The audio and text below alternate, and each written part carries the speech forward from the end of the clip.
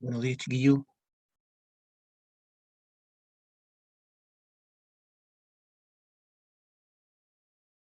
Buen día, profe. Buenos días. Vamos a continuar con la materia. Estábamos viendo lo que era el material particulado. Eh, Vamos a recordar un poco lo último que vimos. Dice que las partículas más peligrosas son las más pequeñas, ¿cierto? ¿Por qué? Porque llegan hasta los alvéolos pulmonares, que son los que llevan la sangre, llevan el oxígeno que estamos respirando a la sangre, ¿ya? Ahí se produce el contacto entre el oxígeno y la sangre. Entonces las partículas más pequeñas son las de 10 micrones hacia abajo, a pesar de que las más dañinas son de 4 micrómetros, como les decía, micrómetros hacia abajo, ¿ya? Las mayores a 10 micras o 10 micrómetros, en general el cuerpo las filtra solo, pero las más pequeñas no puede.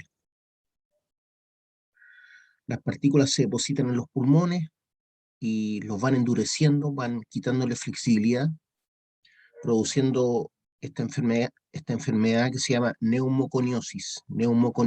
Esa es en general el nombre de la enfermedad que hace que los pulmones pierdan flexibilidad y llega un momento en que la gente no pueda respirar. En el caso de la minería metálica, donde lo que más abunda son los silicatos, hablamos de silicosis. En el caso de la minería del carbón, hablamos de antracosis, ¿ya? Pero el daño es el mismo. La neumoconiosis produce déficit de capacidad pulmonar y en grado severo puede causar la muerte. No sé si les expliqué la otra vez, pero yo conocí una persona que le tocó hacer la práctica en Colón, en la división El Teniente, en la planta de Chancao. Él trabajaba en la oficina porque era contador auditor, estaba haciendo su práctica. No recuerdo si fue a los 3 o a los 6 meses, parece que a los 3 meses se le declaró silicosis en grado 3, o sea, lo más grave, silicosis en grado 3. O sea, después de su práctica, él tuvo que pedir que lo jubilaran, ¿ya? Entonces, ¿qué quiero decir con esto? El polvo más fino siempre está en las oficinas, ¿ya? La gente cree que porque no lo ve, no hay polvo. El polvo más fino entra a la oficina, donde la gente se siente segura y se saca la máscara. Este joven, porque era joven, de haber tenido unos 24 años, eh, no murió, pero a los 3 meses les digo que se le produjo la silicosis de mayor grado, por lo tanto, por ley tuvo que jubilar, no alcanzó a hacer su práctica solamente. Pero también he conocido personas de 90 años que trabajaron toda la vida en la mina, cuando las condiciones eh, no eran las mejores y no usaron nunca máscara. Y el hombre a los 90 años estaba vivo todavía. Entonces es tan variable cómo va a actuar el cuerpo, porque los cuerpos son todos distintos, ¿ya? Así como hay gente que no le pasa nada, puede subir hasta los 5.880 metros de altura, hay otras personas que se suben al San Cristóbal y les sangran la nariz y les sangran los oídos. Entonces, de igual forma, hay personas que fuman, no sé, por 5 años y les da cáncer, y hay otros que fuman casi toda la vida y les viene a dar cáncer al final, a los 74 años, ¿ya? Entonces, por eso uno se tiene que cuidar, porque uno no sabe cómo va a reaccionar su cuerpo frente a estos elementos nocivos, ¿cierto? Que en este caso estamos hablando de el material particulado. Para el material particulado, el LPP, para el sílice, que es el material que nos daña, ¿cierto?, en la minería metálica, es de 0,08 miligramos por metro cúbico. 0,08 miligramos por metro cúbico. El LPA, que es lo máximo admisible, ¿cierto?, es de 0,4 miligramos por metro cúbico. 0,4 miligramos por metro cúbico. No dice mucho este número, ¿cierto? Pero se puede medir. Temperatura y humedad. Bueno, la temperatura y la humedad son aspectos fundamentales para que la persona pueda trabajar en confort. Cuando una persona está trabajando confortablemente, va a producir más y va a tener menos exposición a un accidente. Si una persona está trabajando de forma poco confortable, ¿ya? Está más expuesto a agotarse, a no producir como quisiera y además se expone a accidentes, ¿cierto? Porque está en una situación de poco confort, ¿ya? Entonces está más expuesto a accidentarse. Por eso es tan importante, ¿cierto? La ventilación en los puntos ciegos, ¿cierto? En los desarrollos ciegos, cuando estoy desarrollando un túnel, porque aumenta la temperatura y la humedad, ¿ya? Entonces, ¿cómo llevo el aire ahí? A través de un ventilador axial, como les habíamos conversado ya anteriormente. La temperatura mínima en minas debe ser mayor que 2 grados Celsius, ¿ya? Mayor a 2 grados Celsius. A pesar de que 2 grados Celsius es baja temperatura, ¿cierto? 3 grados Celsius también es baja temperatura. En este momento en la imagen es como 7 grados y no es agradable estar afuera. Pero por ley, sobre 2 grados se supone que la persona puede trabajar, ¿ya? Y además, cuando estamos con bajo cero, las cañerías de agua, ¿cierto? Y el piso se puede congelar, volviendo más probable la accidentabilidad. Cuando las cañerías se congelan, si no tienen una calidad suficiente como para que se puedan dilatar sin romperse, las cañerías se rompen, ¿ya? Por ejemplo, en el año, si no mal recuerdo, en el año 2003 hizo mucho frío acá en Limache y se congelaron las cañerías de riego que tengo aquí afuera y en el patio y se reventaron, porque la T que llevaba el agua, ¿cierto? A las cañerías de riego, se congeló el agua y esa T era de PVC, entonces el PVC se rompió, ¿ya? Con el frío también las cosas pierden flexibilidad y se rompió. Entonces yo me desperté y había como un brote de agua potable, ¿cierto? A esa hora, qué sé yo, 7 de la mañana, tuve que llamar urgente a un gaffiter para que arreglara el tema, ¿ya? Porque el agua se congela y el agua al congelarse, ¿qué pasa con el agua al congelarse? ¿Aumenta o disminuye el volumen? ¿Aumenta? Aumenta el volumen, ¿cierto? El agua es una de las pocas cosas, si no la única, que al enfriarse, al congelarse, aumenta el volumen.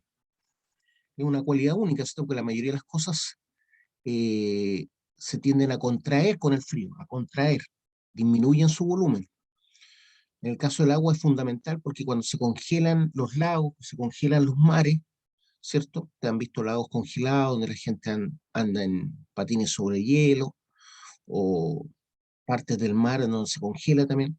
Si es que no fuese así como estamos hablando, si es que no aumentara de volumen con el frío, ¿qué pasaría? A ver,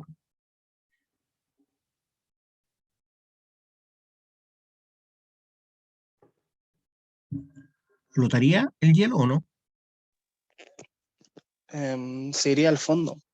Iría al fondo, ¿cierto? No flotaría el hielo. Entonces toda esa capa de hielo congelada de un lago o del mar se iría al fondo. ¿Y eso qué es lo que haría? Mataría la vida que hay en un lago, ¿cierto? O en el mar.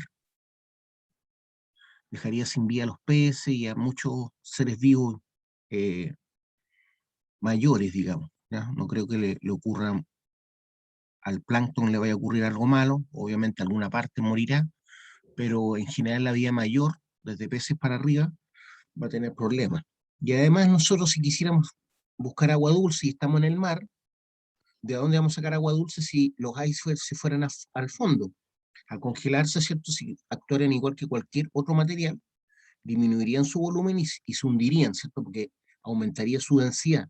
Al aumentar, perdón, al disminuir su volumen por el frío, si le ocurriera lo mismo que a cualquier otro material, se hundirían, no habría ningún iceberg flotando. Por lo tanto, no tendríamos el recurso de agua dulce, ¿ya?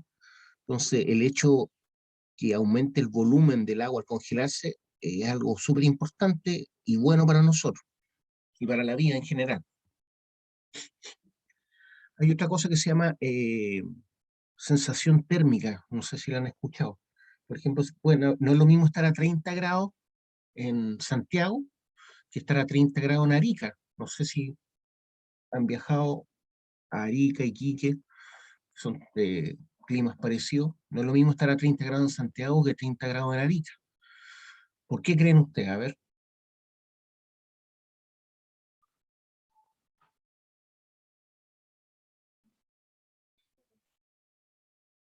El aire en Santiago es mucho más seco, más seco. En cambio, el aire en Arica es más húmedo, porque está el mar al lado. Entonces, 30 grados en Arica son más desagradables que 30 grados en Santiago, porque es un calor húmedo. Lo mismo estar a 35 grados en Santiago, no es lo mismo que estar a 35 grados en Mendoza, ¿ya? Puede haber la misma temperatura desde el punto de vista del termómetro, pero la sensación térmica es mucho mayor en Mendoza porque es un calor más húmedo, ¿ya?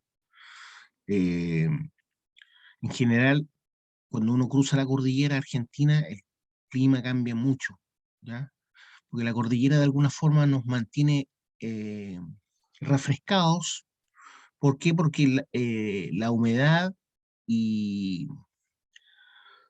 perdón, ¿cómo lo digo? A ver, la frescura del mar se mantiene más o menos en todo lo que es Chile, porque el mar está cerca, en general está como a 100 kilómetros, ¿cierto? El mar, excepto en algunas partes al interior de Antofagasta, ¿cierto? En general el mar está cerca siempre. Entonces, el mar cumple la función de equilibrar, es como un termostato que equilibra la temperatura, ¿ya? Entonces, como el mar siempre está más fresco, el ambiente atmosférico ayuda a equilibrar la temperatura. Entonces, en la noche en general puede hacer mucho calor durante el día, pero en la noche refresca. En Santiago, en San Felipe, en los Andes, en Talca, en la noche refresca. En cambio, en Argentina, cuando uno cruza la cordillera, el mar está muy lejos.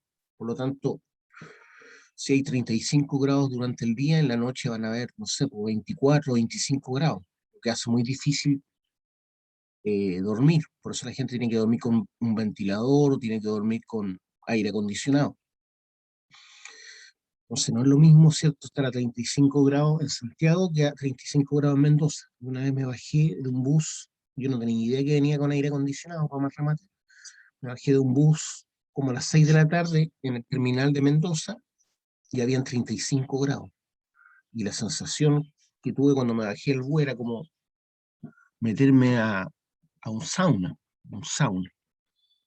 Después más al norte es peor, en San Juan, La Rioja, San Miguel de Tucumán, que está a la altura de Copiapó más o menos, no tiene nada que ver con el calor de Copiapó. El calor de Copiapó es un calor seco, en cambio el calor de San Miguel de Tucumán es un calor húmedo. Me acuerdo que estaba lloviendo, también no cachaba que veníamos con aire acondicionado, y al bajarme, no sé, pueden haber sido las 2 de la tarde, al bajarme del bus al terminal para comprar algo, el ambiente era cálido y húmedo, ¿ya? Muy desagradable.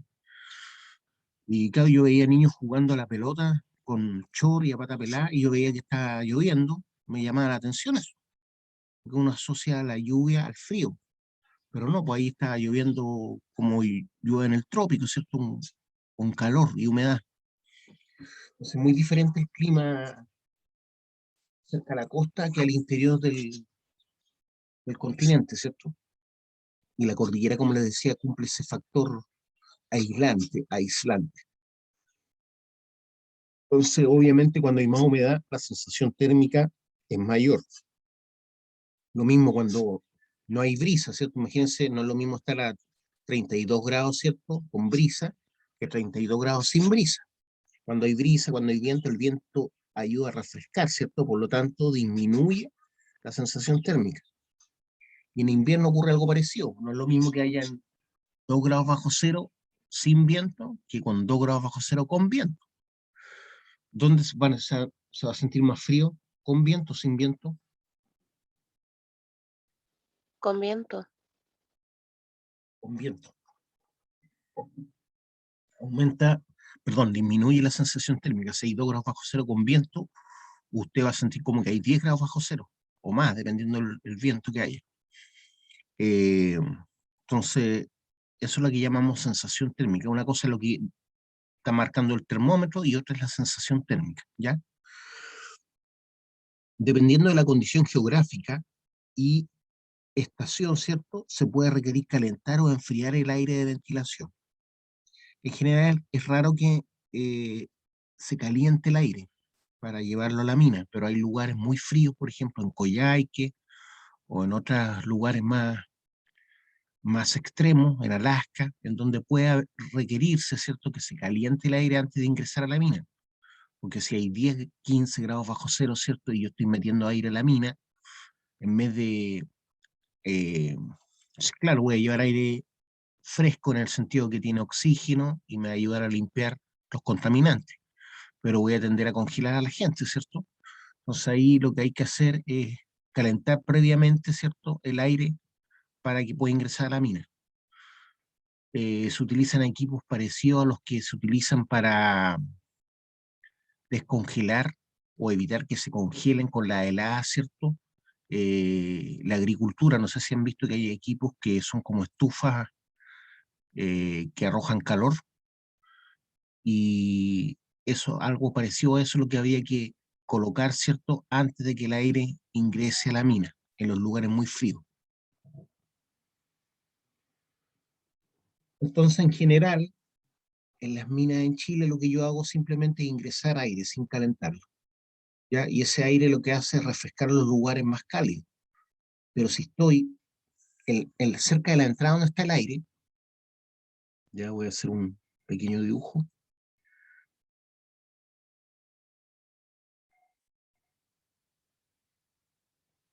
Por ejemplo, si esta es la mina del Teniente, ya, el cerro. Acá tengo un túnel por donde ingresa el aire hacia la mina, ¿ya? Tengo un ventilador aquí que me está ingresando aire a la mina. Le voy a poner acá el ventilador.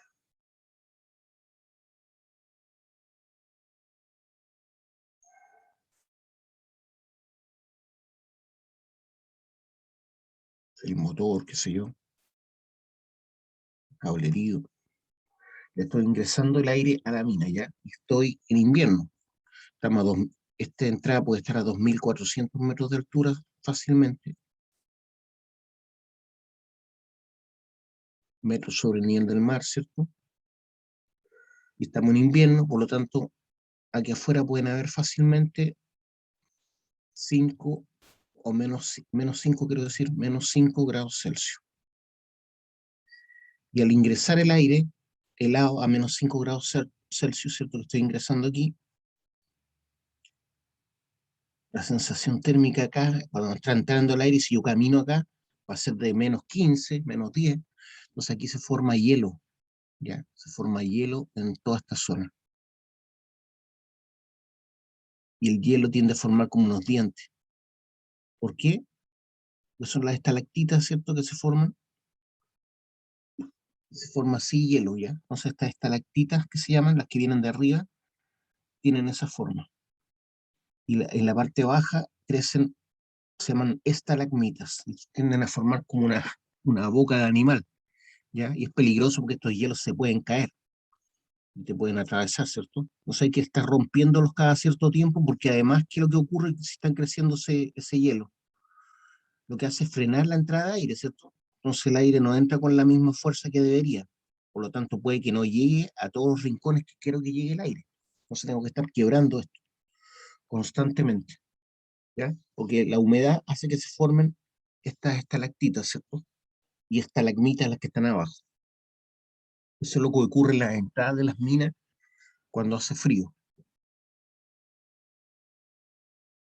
Esperen un poquitito, por favor. Al tiro vengo.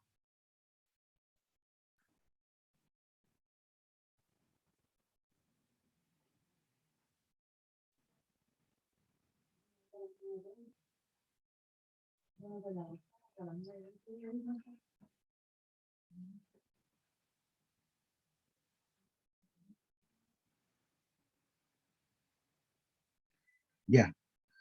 Entonces un problema esto, ¿cierto? El frío.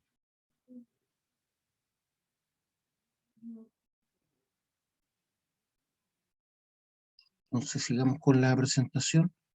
¿Alguna duda, alguna pregunta de lo que hemos conversado? No, profe. Ya. La temperatura, ¿cierto? Como les decía, puede ser una temperatura fría o temperatura caliente.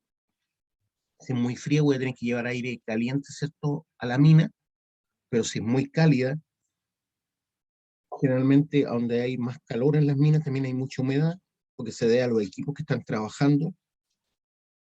Entonces los motores a combustión interna y las personas que están respirando no solamente arrojan calor, sino también humedad.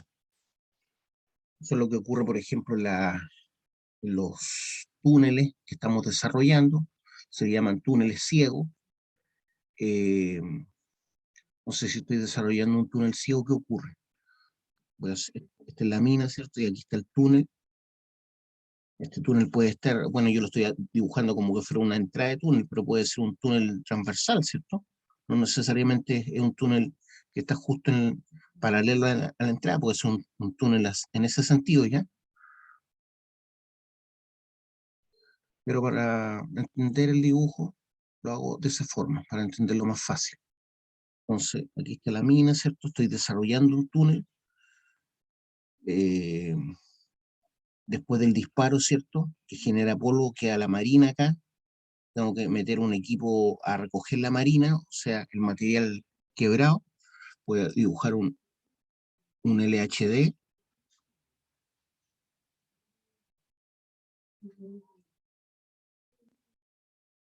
¿ya? Ahí está el LHD.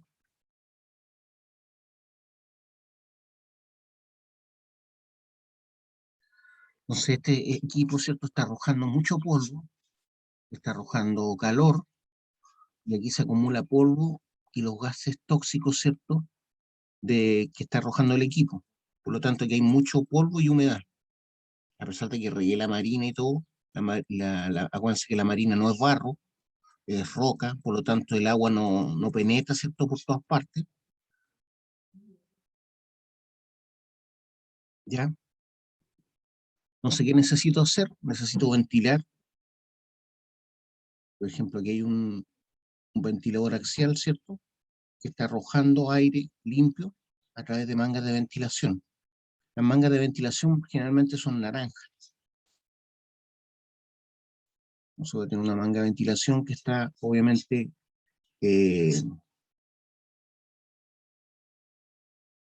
amarrada al techo, para que no se caiga. Y ese ventilador puede ser un ventilador inyector, puede ser un ventilador eyector, ¿ya? Puedo estar inyectando aire limpio o extrayendo el aire contaminado. Si lo pongo como extractor, va a ocurrir esto, ¿cierto? Como extractor se va a llevar el polvo de esta manera, ¿ya? Y hay un principio que se llama el principio de continuidad, que dice que el caudal de entrada va a ser igual al caudal de salida, ¿ya? Y mecánica de fluido.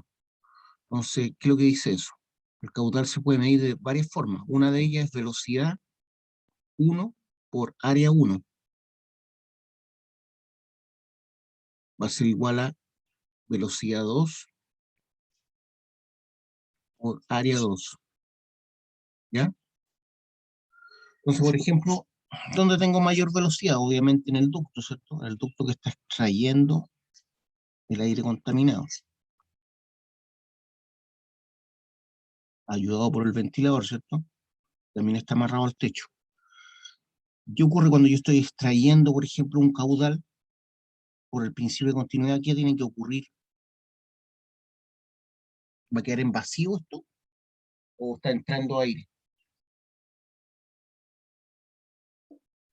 Entra el mismo aire que sale. La misma cantidad, ¿cierto? Yo estoy sacando aire contaminado con polvo, humus, producto de la combustión, Pero por aquí abajo, ¿cierto? Está ingresando aire limpio. ¿Por qué? Porque el aire es un fluido, ¿ya?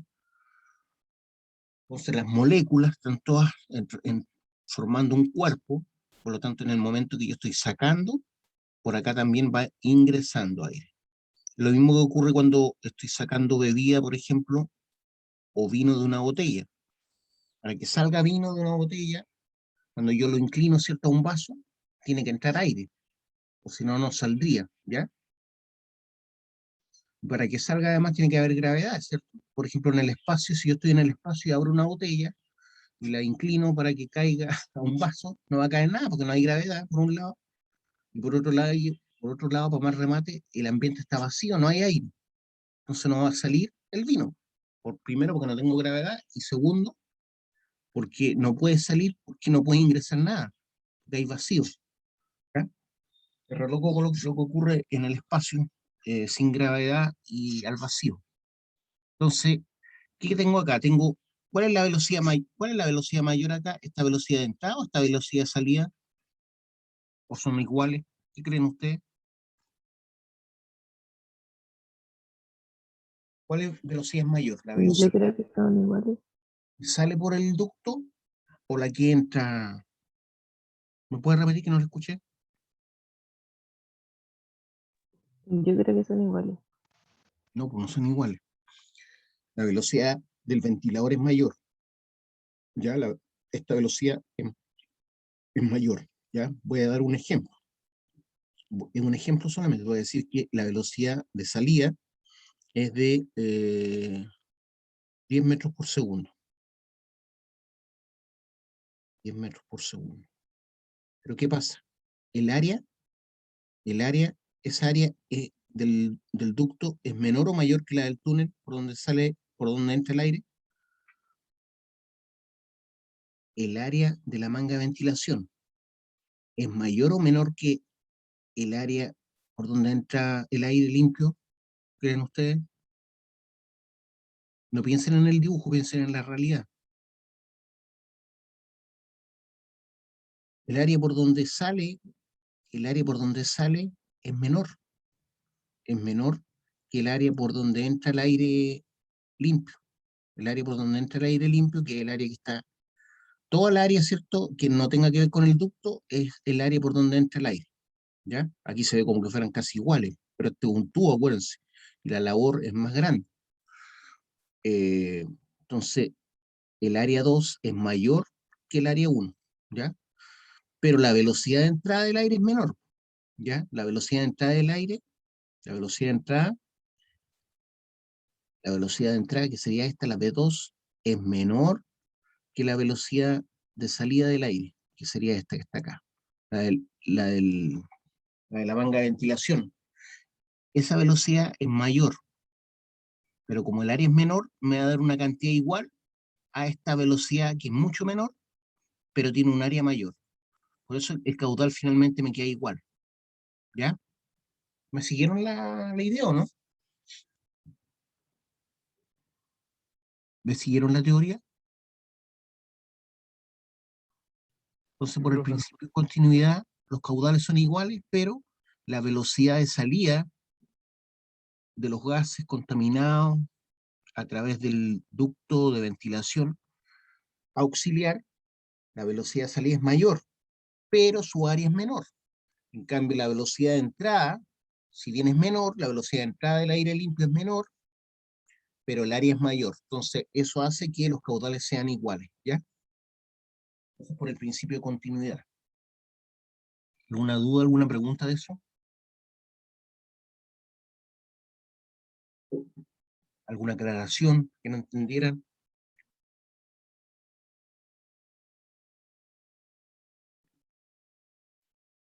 ¿Dudas, preguntas? Ya sigamos entonces.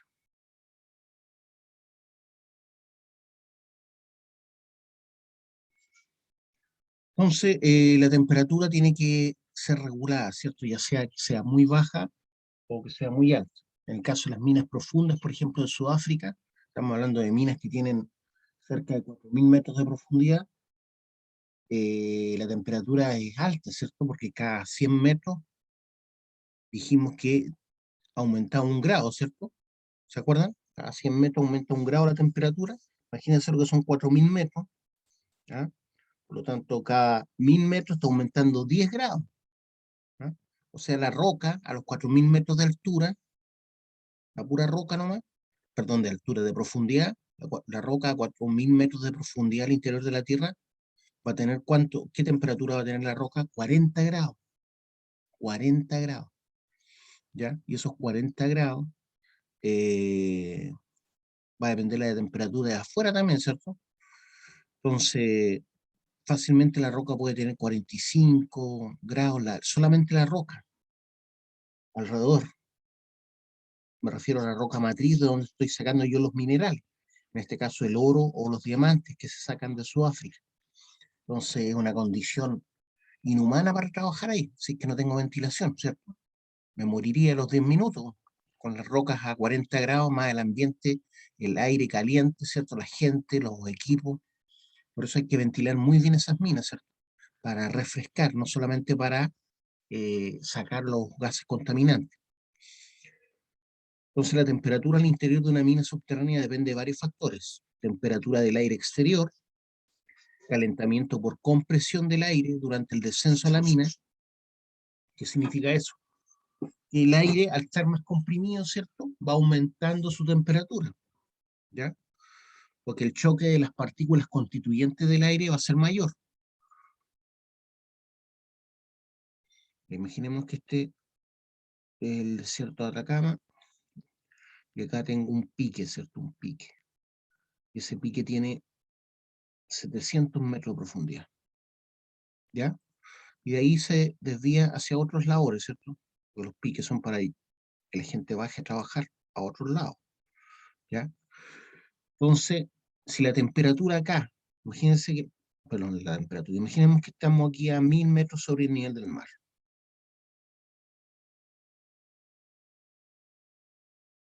Entonces aquí yo tengo una cierta presión atmosférica, ¿cierto? Imaginemos que ahí comienza la atmósfera, entonces la presión atmosférica que voy a tener ahí es la que ejerce, ¿cierto?, esa columna de aire.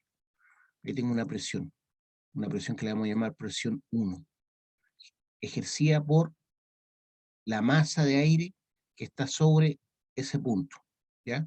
Esa masa multiplicado por G es una fuerza, un peso, ¿cierto? Y partido por el área me va a dar una presión 1. Pero acá, yo esto no lo tengo vacío, ¿cierto? Está con aire.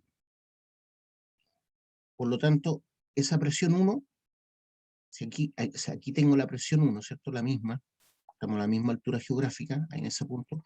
La presión acá abajo es la presión 2. ¿Dónde es mayor la presión, creen ustedes? ¿En P1 o en P2?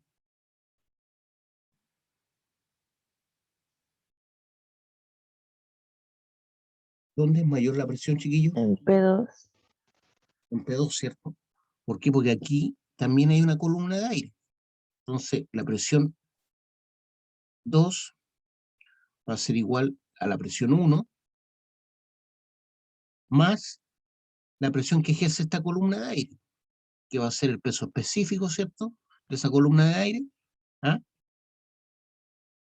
por la altura, que sería esta altura que está ahí, ¿cierto? ¿Ya?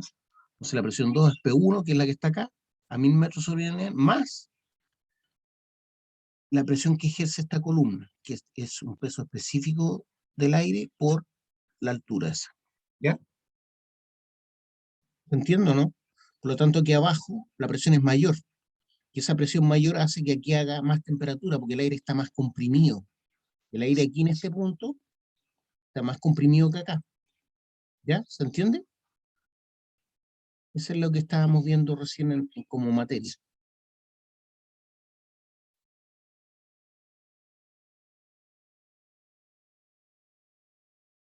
Entonces, sigo con la presentación.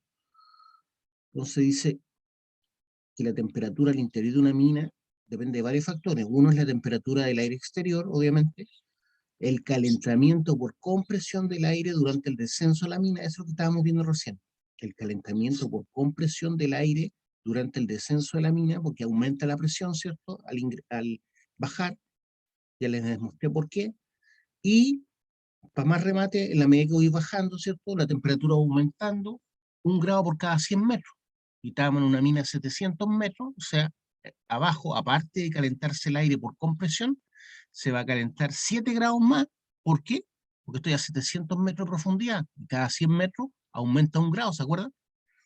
La temperatura de la roca, ¿ya? Eso es lo que la compresión también ocurre en la roca. La presión que hay abajo, a 700 metros, no es la misma presión que está ahí arriba, ¿cierto? En la roca. Entonces, por eso aumenta la temperatura de la roca. Procesos endotérmicos que puedan haber, procesos exotérmicos. ¿Cuáles son los procesos exotérmicos? Son los que liberan calor. En general estamos hablando de combustión acá. Combustión. Esto es combustión. Y la combustión la generamos nosotros cuando estamos respirando, y también los equipos que están trabajando a petróleo, ¿cierto? Los equipos a combustión interna también liberan calor, liberan humedad y van calentando más el aire, ¿cierto? Ahí a 700 metros de profundidad, como ejemplo, ¿cierto? Donde ya aumentó 1 grado por cada 100 metros, y además aumentó por la mayor presión que hay en el fondo. Y si la ventilación no es intensa y apenas llega el aire allá, más se va a calentar, se va a tender a calentar, más que a mantener a una cierta temperatura, ¿cierto? Por lo tanto, la ventilación debería ser bien intensa en esos puntos. Tengo que lograr eso. Bien complejo el tema de la ventilación, chiquillos, ¿ya? Porque es mecánica de fluido aplicada. Aumento de la temperatura por compresión.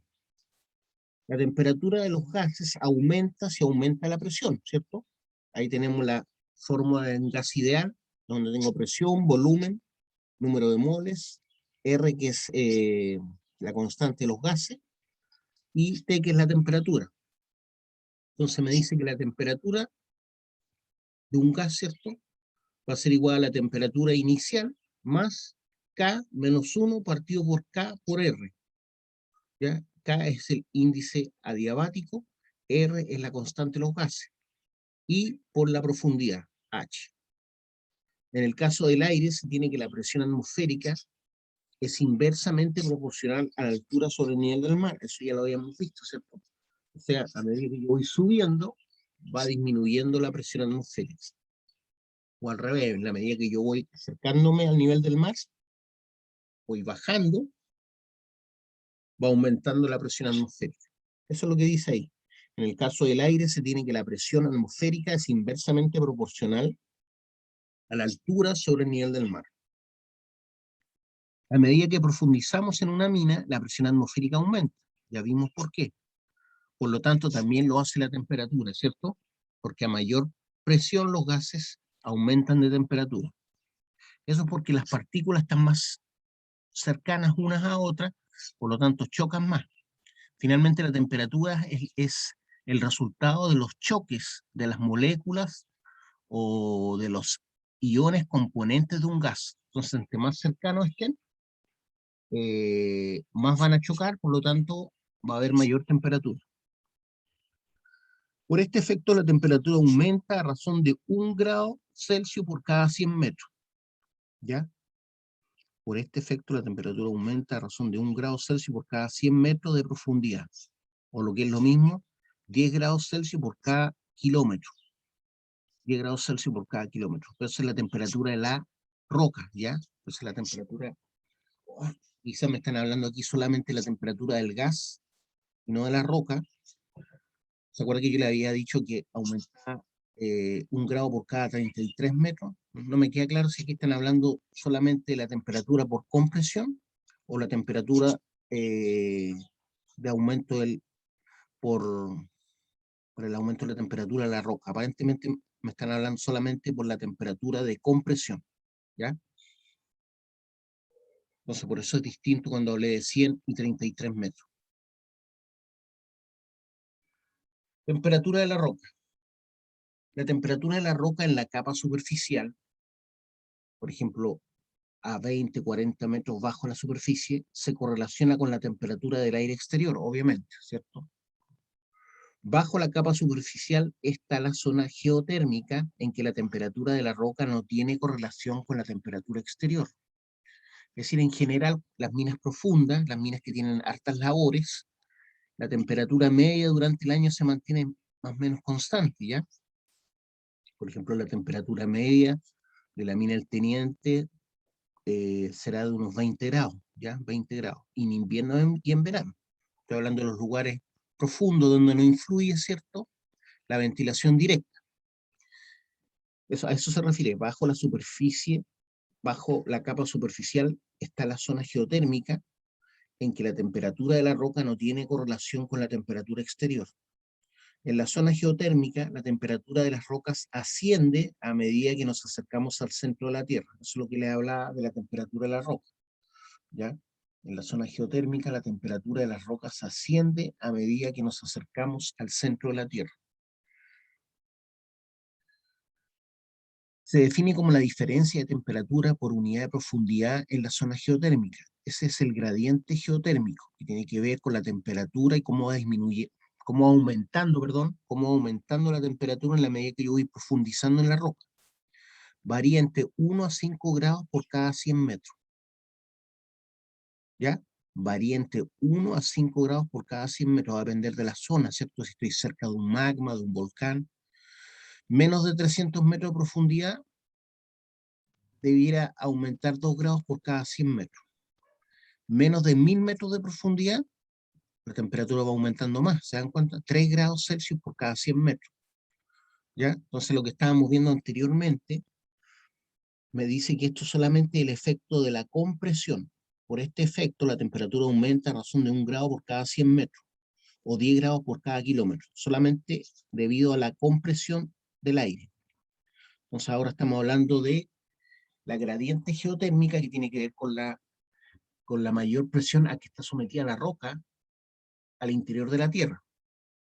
Entonces dice, cuando hay menos de 300 metros de profundidad, como varía entre 1 y 5 grados Celsius más por cada 100 metros, va a aumentar aproximadamente 2 grados Celsius por cada 100 metros. ¿Ya?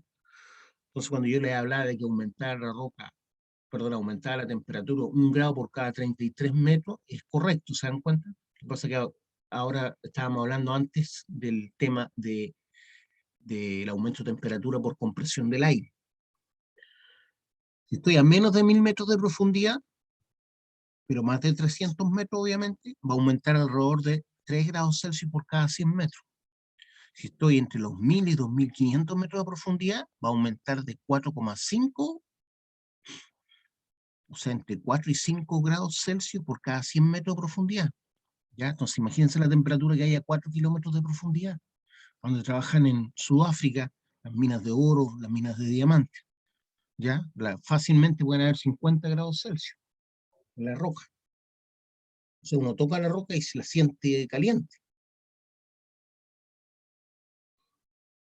Velocidad del aire.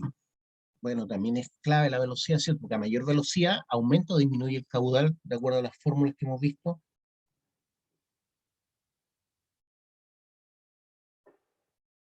Guillo, ¿el caudal aumenta o disminuye con respecto a la velocidad del aire?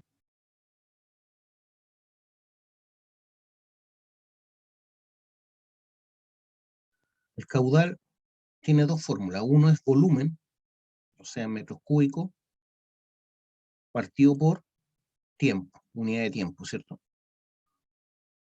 ¿Ya? Metros cúbicos por unidad de tiempo, o sea, metros cúbicos por minuto, metros cúbicos por segundo, ¿ya? Pero también tiene otra fórmula, que no es volumen partido por unidad de tiempo, como la que vimos recién. Es una fórmula de caudal, pero hay otra que es la que vimos recién, que es velocidad por área, ¿cierto? Por tanto, si aumenta la velocidad, va a aumentar el caudal, ¿ya? Porque es proporcional. El caudal es proporcional a la velocidad del aire, pero también es proporcional a la sección, ¿cierto? A la sección, al área por donde está ingresando o saliendo el aire. Entonces el rendimiento aumenta con la velocidad del aire.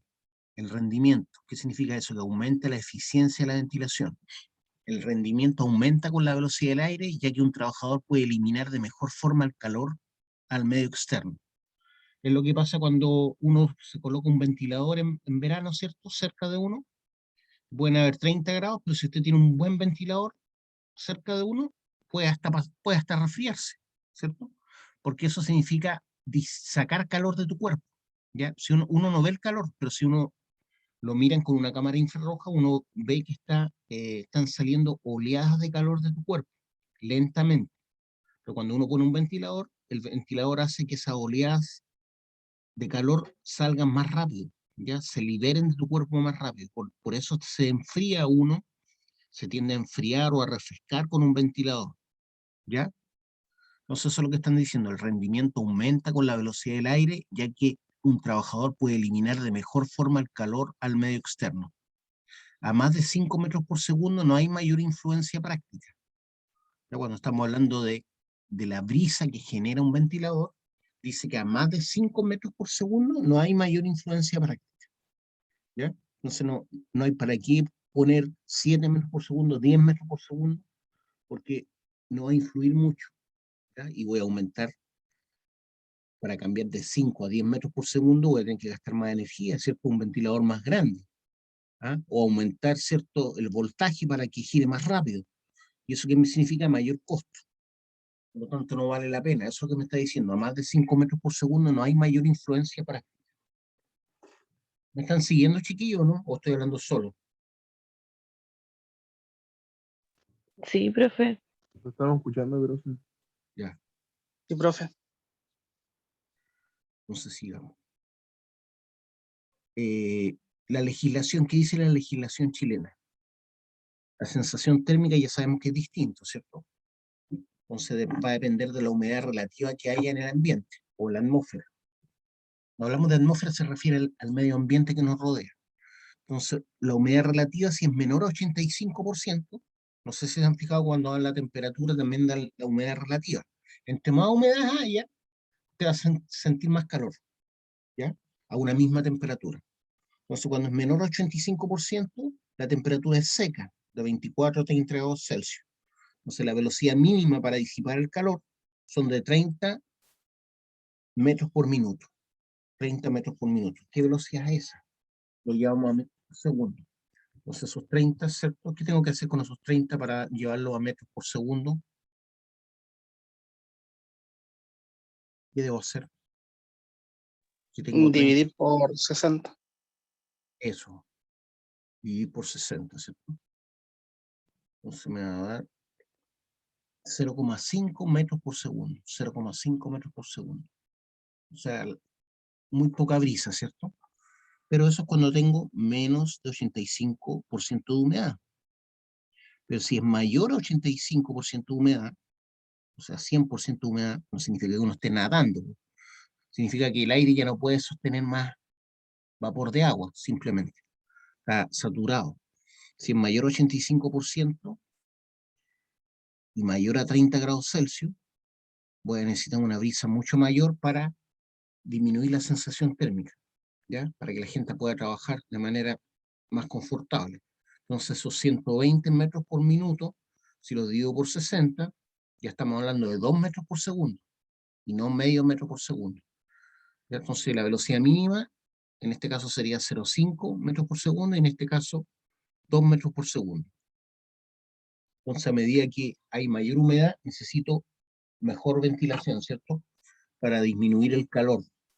Temperatura máxima, 32 grados si la jornada es menor a 6 horas.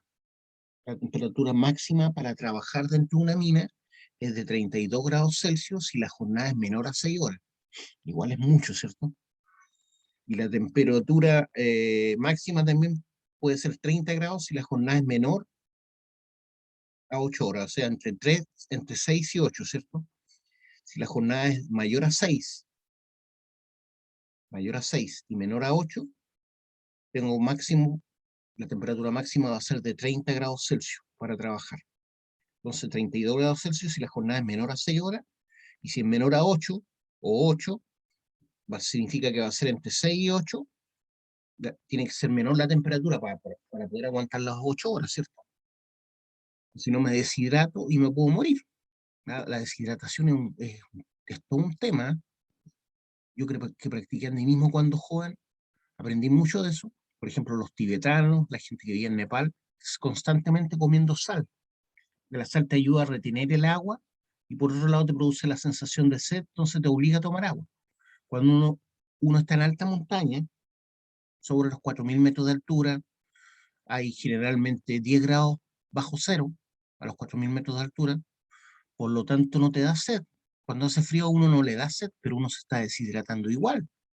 ¿Por qué? Porque uno orina más y transpira más cuando hace mucho frío o hace mucho calor. ¿Por qué? Porque la idea es, en el caso de que hace mucho calor, uno tiene que liberar calor, ¿cierto? Para liberar calor tengo que liberar líquido. En el caso contrario, si hace mucho frío, yo necesito calentar mi cuerpo, ¿cierto? Rápidamente. ¿Cómo caliento mi cuerpo rápidamente? Liberando líquido. Porque el líquido, la orina es casi 98% agua. Si yo orino harto, por ejemplo, cuando hace mucho frío, significa que de alguna forma estoy liberando agua de mi cuerpo y eso hace que sea más fácil calentar mi cuerpo, ¿ya? Porque la capacidad calorífica del agua es alta. Entonces, si quiero calentar rápidamente mi cuerpo, tengo que liberar agua de mi cuerpo. Por eso cuando hace mucho calor o mucho frío, yo estoy deshidratándome, ¿ya? Ya sea para refrescar mi cuerpo o para calentar mi cuerpo. Entonces, como les decía, sobre los 4.000 metros de altura o a esa altura, uno no tiende a tomar agua. En el Aconcagua murió toda una selección japonesa de andinismo deshidratada, no recuerdo el año, pero toda una expedición japonesa a la Aconcagua murieron todos deshidratados, ¿ya? Porque no tomaban suficiente agua para seguir viviendo. Y uno, como les decía, en la altura no siente ganas de tomar agua, pero está obligado a tomarla porque se está deshidratando, tanto o más como cuando está a 30 o más grados de temperatura. Entonces, todo un tema, el tema de la deshidratación. Y sin agua, ¿cierto? Las células no pueden entregar la basura que generan, ni pueden absorber los nutrientes. Por lo tanto, uno se muere, así de simple, ¿ya? Velocidad máxima del aire, 150 metros por minuto, o sea, 2,5 metros por segundo, considerando esas temperaturas máximas, ¿ya? 2,5 metros por segundo sería la velocidad máxima del aire. Vimos que sobre 5 metros por segundo no hay ninguna influencia si aumenta la velocidad. ¿Alguna pregunta, alguna duda, algo que me quieran acotar?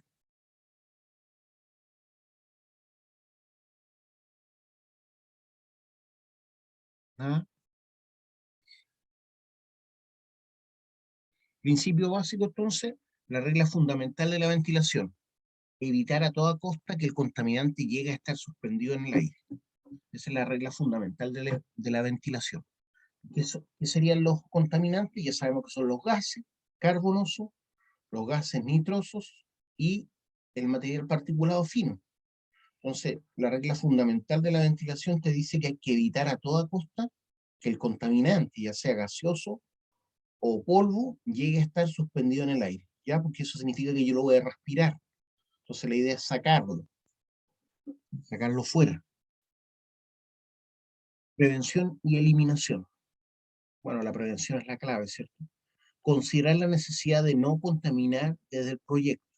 Considerar la necesidad de no contaminar desde el proyecto. Desde el inicio del proyecto, tengo que considerar evitar la contaminación. Ejemplo.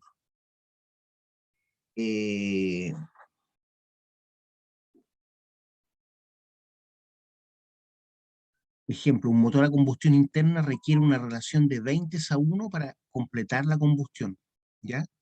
Ejemplo, la combustión interna de los motores requiere de una relación 20:1 para completar la combustión, ¿ya?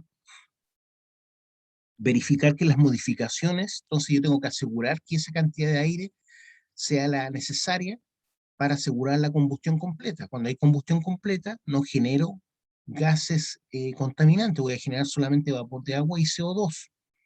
Pero si la combustión no es completa, voy a generar monóxido de carbono, y hollín, ¿se acuerdan? Entonces, tengo que asegurar desde el inicio del proyecto, de acuerdo a los equipos que voy a trabajar y a la gente que va a estar en la mina, asegurar que la combustión sea completa. Verificar que las modificaciones de la mina no introduzcan nuevos procesos o elementos contaminantes. De repente se hacen modificaciones a la mina, ¿cierto? Va a aumentar las labores, los desarrollos, por lo tanto van a trabajar más equipos, más personas. La idea es que tengo que pensar en eso antes, ¿ya? Verificar que las modificaciones de la mina no introduzcan nuevos procesos o elementos contaminantes. Eliminación. Bueno, si no puedo prevenir, tengo que sacar, ¿cierto? Modificar operaciones o mejorar prácticas para reducir la formación de polvo o producción de gases indeseables. Modificar operaciones o mejorar prácticas para reducir la formación de polvo. Por ejemplo, cuando regamos la frente, cuando regamos la marina antes de la operación de carga y transporte, ¿cierto? Es clave. Mejorar una práctica. Imaginemos que los viejos perforaban antes sin aire, sin agua. Estaban perforando sin agua para evitar gastar agua. Entonces generaban más polvo. Una modificación a esa operación sería que la perforación sea con agua, ¿ya? Siempre debe ser con agua en todo caso. Estoy dando un ejemplo, ¿ya? La mantención de los equipos a combustión interna, si los tengo bien carburados, ¿cierto? No van a generar gases contaminantes, ¿ya? O van a generar menos. Cuando uno ve un motor diésel tirando mucho humo negro, significa que no está bien calibrado, ¿cierto? Que los filtros de aire, que los filtros de aceite, ¿cierto? No están funcionando bien, que los inyectores no están funcionando bien. Por lo tanto, la mantención es clave para que los equipos contaminen lo menos posible. Limpiar labores para eliminar polvo asentado. Bueno, yo les decía, no sé si les decía a usted o al otro curso, que por ejemplo hay contratos en la mina del Teniente, que tiene muchos túneles, ¿cierto? Más de 3.000 kilómetros en túneles tiene la mina del Teniente, en una zona relativamente reducida, pero los 3.000 kilómetros de túnel no están constantemente siendo utilizados, ¿ya? Será menos de un tercio los que se utilizan a diario, porque los demás son túneles abandonados. Entonces los túneles que se utilizan a diario, donde pasan más vehículos, hay contratos de limpieza. Entonces hay cuadrillas, por ejemplo, de 8 viejos, que están constantemente regando y barriendo, o utilizan equipos, ¿cierto?, para recoger el polvo que se asienta en las calles, ¿ya? Porque hay calles en los túneles, donde andan los LHD, por ejemplo, en el nivel de producción son calles, son calles con losa de cemento, como las calles que nosotros andamos acá, y más firmes todavía porque andan con equipos muy pesados.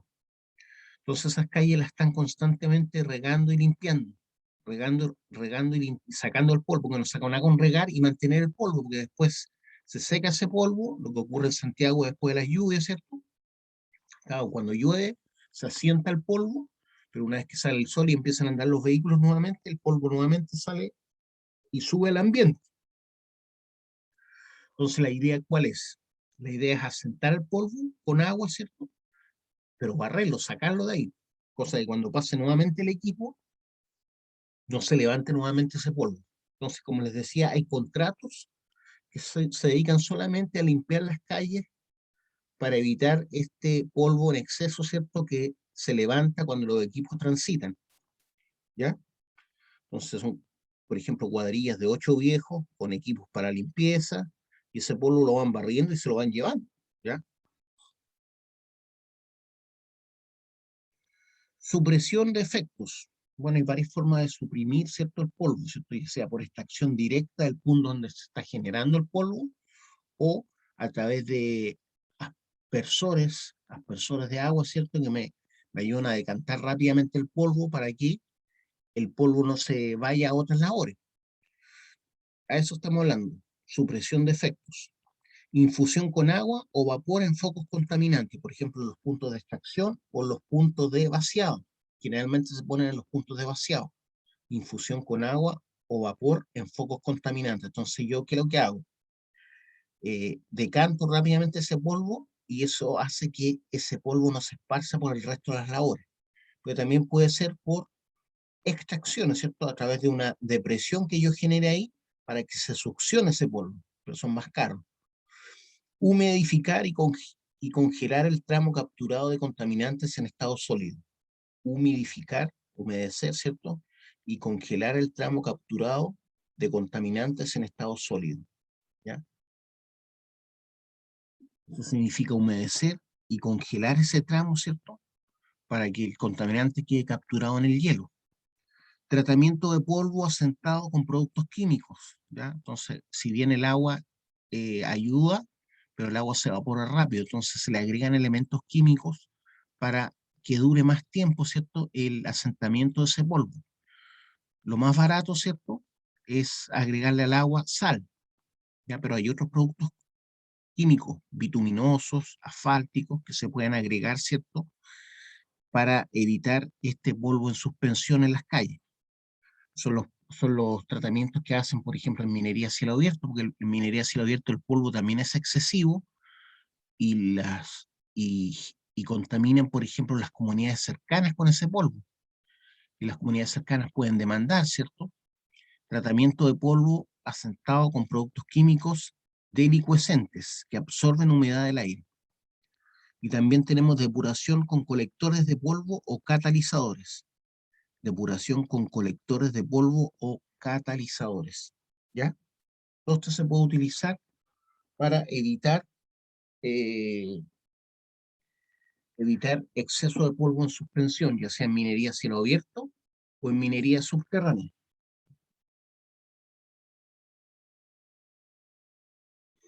Aislamiento y dilución. Aislamiento y dilución. Aislamiento, ¿qué significa? Que yo aíslo la zona donde se está generando el polvo, ¿cierto? Tronadura restringida o con personal afuera para no exponerlo, ¿cierto?, al polvo. Tronadura restringida a una área o a la hora de cambio de turno, cuando hay menos personal, o con personal afuera para no exponerlo. Eso siempre se hace en todo caso, pero aquí se está enseñando, digamos. Encerramiento de operaciones generadoras de polvo. Encerramiento de operaciones generadoras de polvo para aplicar algún sistema de tratamiento local. Filtros catalíticos, rociadores, aspiradoras, colectores de polvo, ¿ya? Todo esto sirve. Eso significa encerramiento de operaciones. Por ejemplo, la planta de Chancao al interior de la mina está encerrada, ¿ya? Para evitar que ese polvo se esparza por la mina. Para aplicar algún sistema de tratamiento local, filtros catalíticos, rociadores, aspiradoras, colectores de polvo, ¿cómo se llaman estas? Mangas, ¿cómo se llaman estas? Se me olvidó el nombre, ya no me acordé ya. Dilución. Dilución significa diluir, ¿cierto? Disminuir la concentración. Dilución es el último recurso, la dilución. Lo primero es el aislamiento. La dilución significa agregar más aire limpio, y con eso diluyo, ¿cierto? Lo mismo cuando me estoy sirviendo un ron, ¿cierto? Agrego a 2 dedos de ron en un vaso, le agrego Coca-Cola, con eso estoy diluyendo. Lo mismo ocurre con los contaminantes. Dilución. Dilución por corriente de la ventilación principal, dilución por la corriente de la ventilación principal, o dilución local por ventilación auxiliar, ¿ya? Si la dilución por corriente de la ventilación principal, se va a demorar más, ¿cierto?, en diluir, sobre todo si es un punto ciego, ¿ya? Un desarrollo ciego como el que hemos dibujado varias veces. Entonces ahí lo ideal es agregar una ventilación auxiliar que lleve aire de la ventilación principal al punto donde estoy generando más polvo o gas.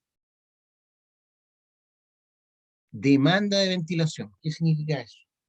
Que tengo que conocer de antemano, ¿cierto?, cuánta gente va a trabajar, cuántos equipos van a trabajar, para saber cuánto aire tengo que llevar, ¿ya? Tipos de demanda. Una cosa es necesitar aire para diluir los gases naturales, motores, tronadura, baterías, todos estos generan gases, ¿cierto? Entonces necesito aire para diluir, para acondicionar las condiciones de trabajo, como sea enfriar, por ejemplo, una frente o calentar una frente de trabajo en zonas más frías, ¿cierto? Como Coyhaique, Entonces también eso, el aire lo requiero no solamente para diluir, sino también para acondicionar las condiciones de trabajo, como ya lo hemos conversado, ya sea para enfriar como la mayoría de las veces, o para calentar el aire muy frío. Y también para consumir, ¿cierto? La gente necesita aire para respirar y los equipos de combustión interna necesitan de aire, ¿cierto?, para su combustión. También puede ser para mover, arrastrar los contaminantes, ¿cierto? Para mover, arrastrar los contaminantes hacia afuera, hacer brisa, renovar el aire contaminado, ¿cierto? Todas esas son razones por las cuales necesito aire fresco siempre en la mina. Cantidad de aire para diluir, cantidad de aire para diluir. El caudal para diluir un contaminante, aquí lo llamamos QD, ¿cierto? Que significa caudal demandado. Eso va a ser igual a QK, en donde QK es el influjo de contaminantes en metros cúbicos por segundo, ¿ya? Entonces siempre el caudal que yo tengo que llevar a la mina tiene que ser mayor al caudal que está saliendo de contaminantes, ¿cierto? Cuando yo estoy respirando cuando estoy respirando y estoy arrojando CO2, cuando un motor a combustión interna está consumiendo oxígeno y está entregando gases producto de la contaminación, a eso se le llama influjo de contaminantes, ¿ya?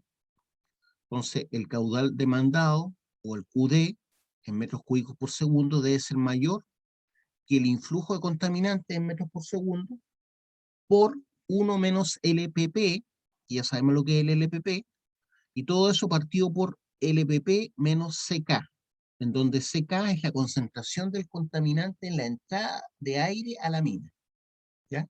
Entonces debo saber la concentración del contaminante en la entrada de aire a la mina, ya sea de monóxido de carbono o de gases nitrosos. Entonces, de acuerdo a eso, yo puedo obtener, ¿cierto?, el caudal que va a demandar la mina. Entonces, el caudal que va a demandar la mina tiene que ser mayor siempre a Q sub K, que es el influjo de contaminante en metros por segundo, factor de 1 menos LPP, y todo eso partido por LPP menos CK, en donde CK es la concentración del contaminante en la entrada de aire a la mina, ¿ya? Ese contaminante puede ser monóxido de carbono, puede ser óxido de nitroso, ¿ya? Ácido sulfídrico. Tengo que medir, obviamente, por cada uno de ellos, ¿ya? Y con eso yo voy a obtener, ¿cierto? Obviamente el contaminante que sea mayor es el que utilizo para ingresar a calcular el Q sub D. No, ¿para qué voy a ocupar el de menor contaminación? Tengo que ocupar el de mayor contaminación, ¿cierto? Para asegurar la demanda de aire para diluir. Ejemplo, aquí hay un ejemplo. Datos. Gas metano, por ejemplo. Me dicen que la contaminación, perdón, el caudal, el influjo de gas metano es de 0,12 metros por segundo. El influjo de gas metano en la mina es de 0,12 metros por segundo. Se están generando. El C sub K, que es la concentración a donde ingresa el aire, ¿se acuerdan? Perdón. C sub K es la concentración del contaminante en la entrada de aire a la mina. Entonces aquí es 0,1%. Todos esos valores tengo que ocupar. Y el LPP del metano es del 1%. ¿Se acuerdan? 10.000 partes por millón. Entonces el caudal necesario para diluir el metano lo obtengo por la fórmula, ¿cierto? Que ya vimos. Entonces reemplazo. Caudal demandado para diluir va a ser mayor a 0,12, que serían los metros cúbicos del influjo, factor de 1 menos el LPP del metano, que en este caso sería 0,01, lo tengo que llevar esto tengo que llevarlo a números, ¿cierto? Lo divido por 100 y me queda 0,01, partido por lo mismo, LPP del metano, ¿cierto? Me va a ser 0,01, ¿cierto? Porque el 0,1 lo tengo que dividir por 100, menos, ¿cierto? El CQ que es la concentración afuera donde está ingresando el aire. El CQ es la concentración del contaminante en la entrada de aire de la mina. Y en este caso es de 0,001. Tengo que transformarlo esto a número, no en porcentaje.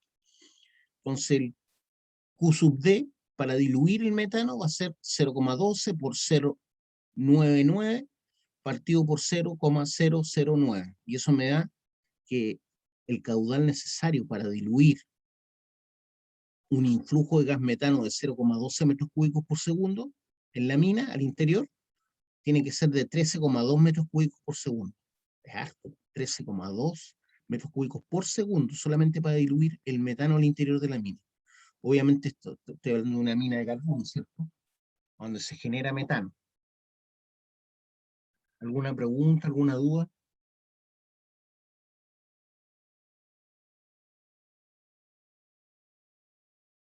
Caudal de aire para acondicionar.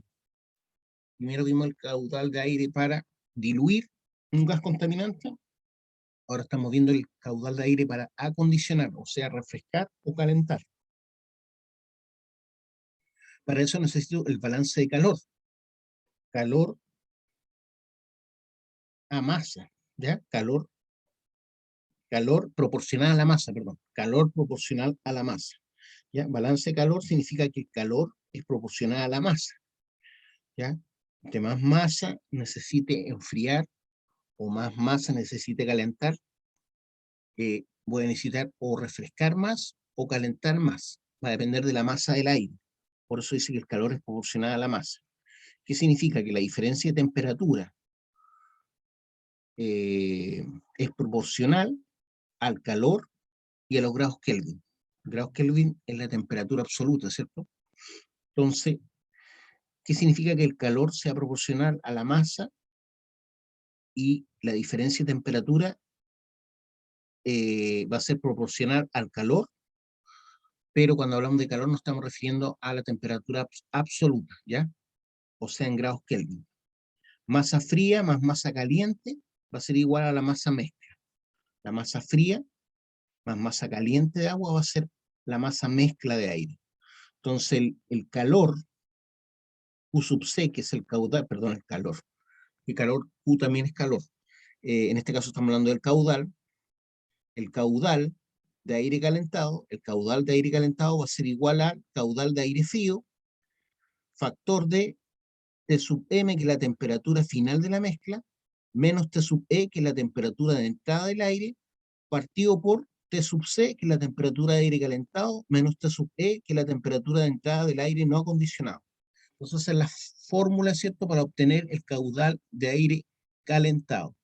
Entonces, el caudal de aire calentado va a ser igual a Q sub F, que es el caudal de aire frío, factor de T sub M, que es la temperatura final de la mezcla, que es la que yo quiero, ¿cierto?, menos T sub E, temperatura de entrada de aire no acondicionado, la que entra a la mina, que estoy considerando el aire no acondicionado, ¿cierto?, que yo no he calentado, partido por T sub C, que es la temperatura del aire calentado, menos T sub E, que es la temperatura de entrada del aire no acondicionado. Con eso obtengo yo, ¿cómo se llama? El caudal de aire calentado, caudal de aire calentado. Entonces, si tengo 32 grados Celsius, es una temperatura mayor a la temperatura de la mezcla, ¿ya? 32 grados Celsius es mayor que la temperatura de la mezcla. Y eso tiene que ser mayor a 2 grados Celsius. ¿Por qué? Porque esas son las temperaturas máximas para trabajar. ¿Se acuerdan que habíamos visto? Vimos que la mínima eran 2 grados y la máxima, ¿cierto?, era de 32 grados en jornadas menores a 6 horas. ¿Se acuerdan? Por eso ocupan esas temperaturas.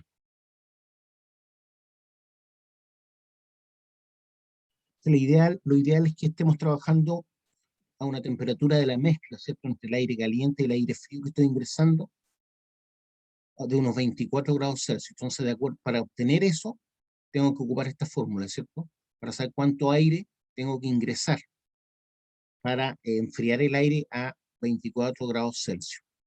Por eso se llama caudal de aire para acondicionar, ¿ya? Entonces, este es el máximo para jornadas menores a 6 horas, y este es el mínimo, ¿cierto?, para trabajar en jornadas de 8 horas, ¿se acuerdan? Sobre 2 grados Celsius. Ya, chiquillos, hemos visto esta materia, así que creo que es suficiente por hoy. ¿Dudas, preguntas?